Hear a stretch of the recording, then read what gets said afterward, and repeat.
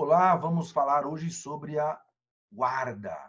Nosso tema hoje é guarda, mas o capítulo do Código Civil não se chama guarda. O capítulo do Código Civil se chama proteção da pessoa dos filhos. Mas que poderia muito bem se chamar guarda, porque quase todos os artigos desse capítulo utilizam a palavra guarda mais de uma vez. Né? Estamos tratando da aula de guarda. Mas o Código Civil, o legislador, preferiu colocar como nome do capítulo, em vez de guarda, o objetivo da guarda. Qual que é o objetivo da guarda? Proteger os filhos. Então, o capítulo passou a se chamar da proteção da pessoa dos filhos, que é o objetivo da guarda. O objetivo da guarda é proteger os filhos. Esse capítulo está no Código Civil, nos artigos 1583 a 1590. Está aí o nosso capítulo sobre guarda, 1583 a 1590. Esse capítulo ele foi alterado nos últimos 12 anos 3 vezes. Então, depois que o Código Civil entrou em vigor, esse capítulo, que não é um capítulo extenso, foi alterado por 3 leis, em 2008, em 2011 e em 2014. Nós tivemos 3 mudanças desse capítulo. Essas alterações, elas aconteceram para aperfeiçoamento do tema de guarda. Portanto, olha só a preocupação, o cuidado que o legislador tem em discutir e mudar a lei até sobre essa matéria de guarda. A última alteração já tem um tempo, 2014, claro, nossa aula devidamente atualizada, não só pela lei, mas pela última doutrina e jurisprudência.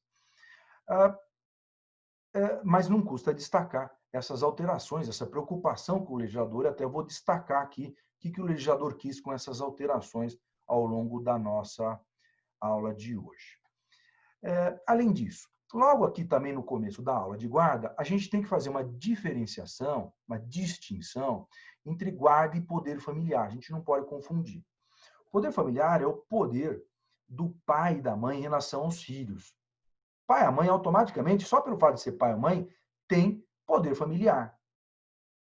E aí, quando o casal, por exemplo, divorcia, né, e fica a guarda com um deles, qual que é a diferença de ter ou não a guarda? Porque se a guarda, por exemplo, fica com a mãe e o pai não fica com a guarda, mas tem o poder familiar, a mãe também tem o poder familiar. Então, qual que é a diferença de ter o poder familiar, mas não ter a guarda?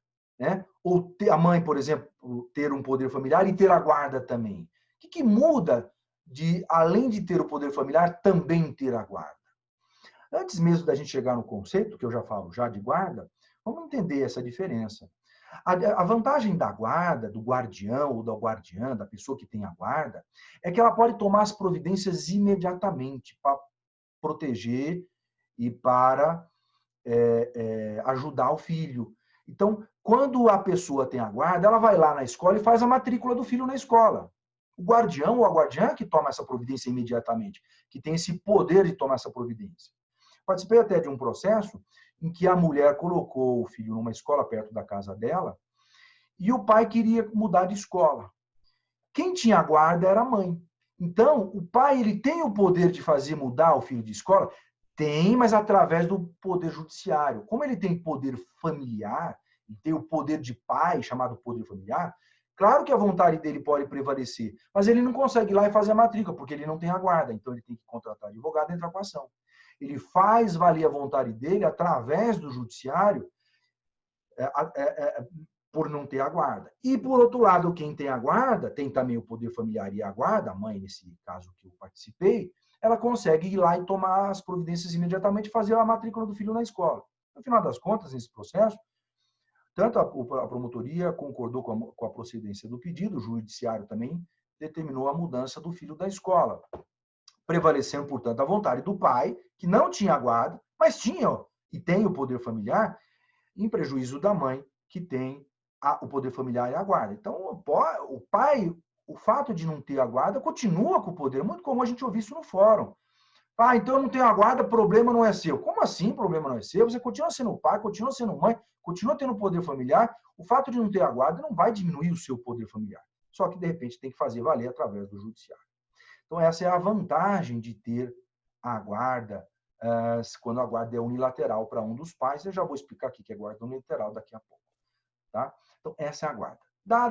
Feita essa distinção entre guarda e poder familiar, podemos chegar num conceito de João Roberto Elias, conceito de guarda. Guarda é a prerrogativa de ter o filho em seu poder, em ter-lhe a posse oponível a terceiros e vinculada aos deveres de prestar-lhe assistência material, moral e educacional. Repito, a guarda é a prerrogativa de ter o filho em seu poder, em ter-lhe a posse oponível a terceiros e vinculada aos deveres de prestar-lhe assistência material, moral e educacional, conceito de João Roberto Elias. Então, está aí o conceito de guarda para a doutrina. O ideal na guarda é um acordo dos pais. O próprio Código Civil, no artigo 1583, prevê que o ideal seria um acordo entre os pais para a fixação da guarda de forma consensual, né? Um acordo entre os pais em relação à fixação da guarda. Chamada de guarda consensual. O próprio Código chama essa guarda, e que é feita por comum acordo dos pais, é chamada de guarda consensual. Há um consenso, há um acordo. E que é levado ao promotor só para conferir se está tudo em ordem, o promotor concorda, o juiz homologa e está resolvida a guarda. Esse é o ideal. Mas nem sempre isso é possível. Nem sempre é possível que haja um acordo, porque às vezes o casal não entra em acordo, né?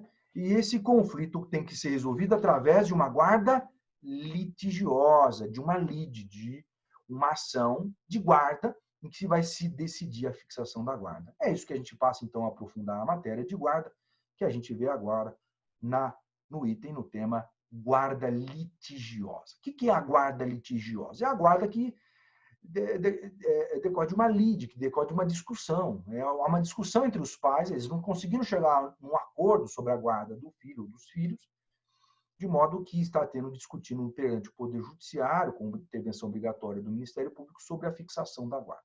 Então, é ajuizada a ação de guarda e o Poder Judiciário vai decidir quem vai ficar com a guarda. Muito bem. O juiz, ao decidir essa ação de guarda, quais as regras que devem ser aplicadas? Quais as regras do Código Civil que devem ser aplicadas, então? São 4 regras. Uma regra principal, mais importante, que sempre deve ser perseguida, sempre deve ser buscada pelo juiz, pelo promotor, na verdade, pelos advogados também, pela equipe interdisciplinar também, basicamente psicólogo e assistente social, que ajuda e apresenta o laudo, que acaba ajudando o promotor e o juiz a decidir. Então, a regra principal é a que deve ser perseguida. E temos outras regras que são o caminho, as pedras a serem seguidas e o caminho a ser seguido para se chegar naquela ideia principal, naquela regra principal. Qual que é a regra principal? A regra principal está lá, abro aspas, no artigo 1583, parágrafo 2º, abro aspas, melhor interesse dos filhos, fecha aspas. Então, deve o juiz, o promotor, os advogados buscar o melhor interesse dos filhos, 1583, parágrafo 2º. Traduzindo essa expressão, melhor interesse dos filhos, o que é a regra principal que a gente sempre tem que buscar? O que é melhor para a criança, o que é melhor para o adolescente. Nós sempre temos que buscar o que é melhor para a criança, o que é melhor para o adolescente. Essa é a preocupação do promotor, do juiz, e essa que deve ser a preocupação de todo mundo na ação de guarda. O que é melhor para a criança, o que é melhor para o adolescente. Tá? Agora, isso é subjetivo. O legislador sabe que é subjetivo o que é melhor para a criança, o que é melhor para o adolescente. De modo que o próprio legislador criou um caminho a ser seguido. É um caminho a ser seguido para se chegar no que é melhor para a criança, para o adolescente. Qual que é esse caminho? São 3 regras. 3 regras para atingirmos o que é melhor para a criança ou para o adolescente. Primeira regra. Guarda compartilhada. Deve o juiz, sempre que possível, fixar a guarda compartilhada. Então, sempre que possível, o juiz deve, mesmo contra a vontade dos pais, fixar a guarda compartilhada. E aí a gente tem que parar um pouquinho aqui para explicar o que é guarda compartilhada, para não ter dúvida. A guarda compartilhada nasceu lá na década de 60, 1960, nos Estados Unidos, chamada Joint Custody, numa tradução livre, custódia em conjunto. Tá? A Joint Custody, lá da década de 60, importada para o Brasil, décadas depois, que passou a se chamar aqui no Brasil em guarda compartilhada. E a gente tem que tomar muito cuidado de não confundir guarda compartilhada com guarda alternada, que é diferente. E a lei, toda a doutrina, toda a jurisprudência defende e determina a lei a aplicação da guarda compartilhada e não a guarda alternada. Em relação à guarda alternada, existe uma grande discussão da doutrina se ela deve ser utilizada ou não. Mas boa parte da doutrina entende que a guarda alternada não deve ser aplicada.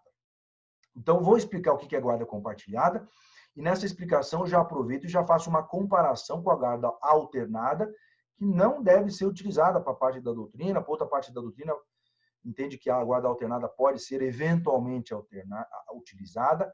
Em todo caso, ali, toda a doutrina, toda a jurisprudência determinam que deve ser usada a guarda compartilhada. Vamos lá, então. A criança ficar 15 dias com o pai, 15 dias com a mãe. 15 dias com o pai, 15 dias com a mãe. Isso é guarda alternada, não deve ser usada. Uma semana com o pai, uma semana com a mãe. Uma semana com o pai, uma semana com a mãe. Guarda alternada também. 3 dias com o pai, 3 dias com a mãe. Você faz um ping-pong com a coitada da criança. Isso é guarda alternada, isso, em regra, não é bom para a criança. Apesar de nós termos alguns artigos defendendo que não teria problema, porque a criança consegue se adaptar. Já li artigos sobre isso, alguns doutrinadores defendem hoje que a guarda alternada não teria problema de ser utilizada. Portugal, por exemplo, utiliza sem qualquer distinção a guarda alternada e a guarda compartilhada. Entretanto, no Brasil, a posição da doutrina é que a guarda compartilhada que deve ser usada e a guarda alternada, de preferência, não deve ser utilizada, não obstante essa discussão da guarda alternada. Então, guarda alternada é isso. Você divide os dias, tantos dias com o pai, tantos dias com a mãe. Tantos dias com o pai, tantos dias com a mãe. Essa guarda alternada que aqui no Brasil não é utilizada como regra. Tá? O que é de verdade a guarda compartilhada? A guarda compartilhada, de verdade, ela tem duas ideias que devem ambas serem utilizadas. Primeira ideia é, de segunda a sexta, ou seja, nos dias úteis, o filho tem um lugar para ficar. Um lugar que ele vai ter um conforto psicológico. Não estou falando necessariamente conforto físico, conforto psicológico, de ele saber qual que é o quarto dele, qual que é a cama dele que ele dorme todo dia, qual é o lugar que ele estuda, o lugar que ele almoça, que ele tem o seu jantar ao longo da semana, todos os dias. Então, isso acontece de segunda a sexta, um lugar que ele vai dormir sempre no mesmo dia. Dou um exemplo. De segunda a sexta, ele fica na casa da mãe. Né? Então, ele vai dormir de segunda a sexta no mesmo quarto, na mesma cama, vai fazer a lição de casa todo dia na mesma mesa, e vai almoçar no mesmo lugar, todos os dias. Essa é a primeira ideia. A segunda ideia da guarda compartilhada a segunda ideia da guarda compartilhada é ter um contato com ambos os pais todos os dias. Então, todos os dias tem contato com o pai, todos os dias tem contato com a mãe. Então, ele tem contato com ambos os pais todos os dias. Então, exemplo de guarda compartilhada. Mora com a mãe, na casa da mãe de segunda a sexta, e todos os dias o pai pega na escola, fica lá 1, 2, 3 horas com o filho, e entrega na casa da mãe. Então, ele tem contato com o pai e com a mãe todos os dias de segunda a sexta, mas mora num lugar, uma casa, né, num lugar fixo, numa casa, num apartamento, né, num imóvel, de segunda a sexta. E aí, claro, fim de semana, férias, você pode dividir. Um fim de semana com o pai, um fim de semana com a mãe, férias, metade com o pai, metade com a mãe, dia dos pais com o pai, dia das mães com a mãe, Natal com o pai, ano novo com a mãe, no ano seguinte inverte. É o que a gente faz isso todo dia no fórum. Tá? Isso que é guarda compartilhada. Entenderam? O que é guarda compartilhada, então, não é que você vai dividir os dias, metade, tantos dias para um, tantos dias para outro. Não. Todos os dias de segunda a sexta ele fica na mesma casa, mas tem contato com o pai ou com a mãe, né? Também todos os dias. Na verdade, com ambos, todos os dias, tá? Só no fim de semana que vai ficar com um ou com o outro, e nas férias também, assim por diante. Tá? Isso é de verdade a guarda compartilhada. Essa é a primeira regra, então, a guarda compartilhada. O juiz deve impor, mesmo contra a vontade dos pais, a guarda compartilhada.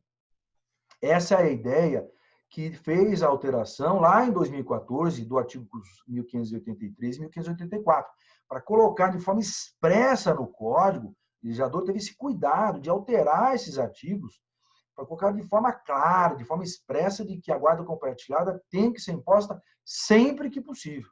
Tá? Há até uma restrição de uma parte da doutrina, parte da jurisprudência, alguns julgados, né, dizendo que, olha, se o casal não conversa, tal, não dá para fixar, mas o entendimento da doutrina da jurisprudência é que o casal não conversa, tem que ser imposta mesmo assim à força pelo judiciário a guarda compartilhada, porque isso é melhor para a criança, isso é melhor para o adolescente. Tá? Agora, existem situações em que a guarda compartilhada não é possível. Né? Eu participei de um processo, um caso, em que a mãe veio morar na cidade do pai por conta do casamento, né? Depois tiveram filhos, e estava na cidade do marido por conta do casamento.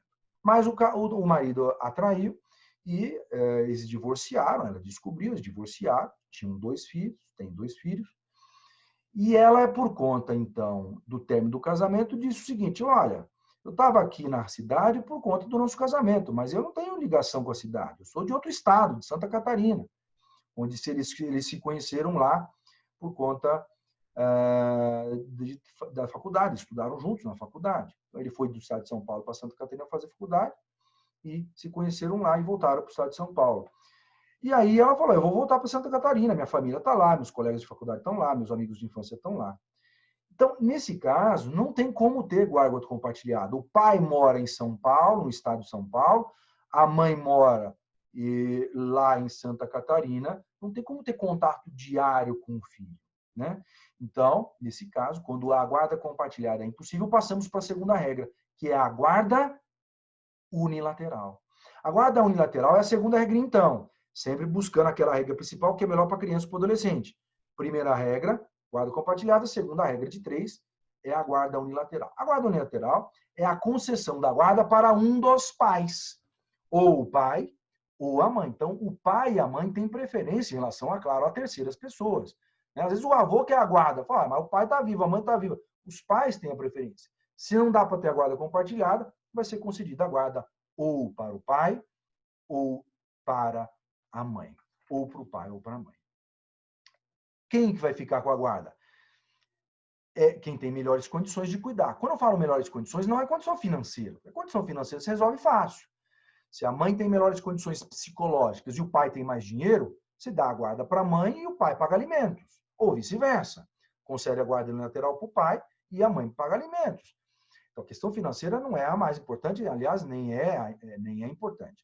O que é importante aqui é quem tem melhores condições de cuidados, de carinho, de amor, de atenção, de acompanhamento do filho, condições psicológicas de cuidar do filho. Para essa pessoa, né, isso que é melhor para a criança, seja o pai, seja a mãe, que vai ser concedida a guarda. E isso, como eu falei, independentemente de ser o homem ou a mulher, o pai ou a mãe. Na teoria, né, a guarda pode ser unilateral, vai ser ou para o pai ou para a mãe, quem tem melhores condições psicológicas. Eu falo na teoria porque foi feito um levantamento bem interessante pelo CNJ, Conselho Nacional de Justiça, sobre as fixações das guardas unilaterais. E se chegou a um número interessante, 89% de fixações das guardas unilaterais são fixadas para mim. Basicamente, de cada 10 guardas unilaterais, 9 ficam com a mulher. Tá?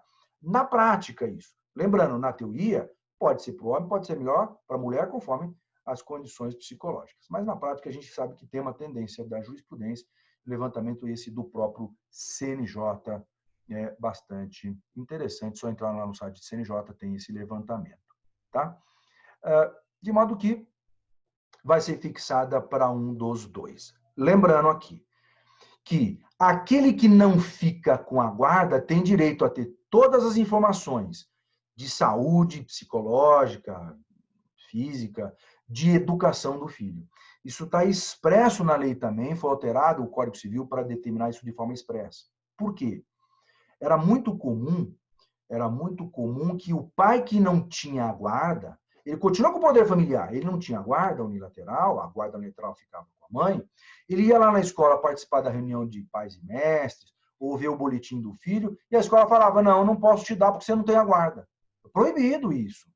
Né? O pai, mesmo não tendo a guarda, a mãe mesmo não tendo a guarda, tem direito a ter informação do filho ou da filha sobre a saúde, sobre a educação, sobre todos os aspectos da vida do filho. Não pode se negar ao hospital, à escola ou qualquer outro estabelecimento, público ou particular, mesmo que seja escola particular, hospital particular, não interessa. Não pode negar essa informação. Ah, professor, mas são casos graves e aí a mãe quer que o pai não tenha acesso a qualquer informação do filho. Bom, aí tem que pedir para o judiciário. Aí o promotor vai analisar, o juiz vai analisar, e o juiz pode determinar e proibir que tenha acesso. Aí vai a ordem do juiz para a escola, para o hospital, para o estabelecimento que tiver que receber essa ordem, proibindo. Aí tem uma ordem do juiz de forma expressa em casos graves, em caso de espancamento, abuso sexual, tentativa de sequestro, desaparecer com a criança. Então, aí sim é possível, claro, proibir qualquer tipo de contato e informação. Mas tem que ter ordem expressa do juiz para proibir. A regra é o pai ou a mãe que não tem a guarda tem direito a ter acesso a qualquer informação sobre o filho, sobre a filha. Tá? Além disso, essa é a fixação da guarda unilateral, é a segunda regra. Se não for fixada a guarda unilateral, qual que é a terceira e última regra? Porque os pais morreram ou porque os pais não têm condições de ficar com a guarda? Né? No caso que eu participei, não tinha condições porque utilizava o entorpecente na frente do filho de 10 anos, por exemplo. Terceira e última regra é a fixação da guarda para terceiro ou terceiros. Então, a terceira e última regra nesse raciocínio é possível a fixação da guarda em favor de uma terceira pessoa ou de terceiras pessoas que não seja nem o pai nem a mãe. Quais os critérios para a fixação dessa guarda para terceiro ou para terceiros? 2 critérios, né? Parentesco e o segundo critério, afinidade e afetividade. Tá? Que é a primeira pessoa que a gente pensa para fixar a guarda em favor do terceiro? Os avós, né? Pode fixar a guarda em favor dos avós, né? Tem parentesco, o parentesco mais próximo depois dos pais, né? Ascendente em linha reta, de segundo grau, e tem afinidade, tem afetividade, ama o neto, são as primeiras pessoas que a gente pensa em conceder a guarda. Ou qualquer outra pessoa que tenha afetividade e afinidade. Essas são as 3 regras para a fixação da guarda.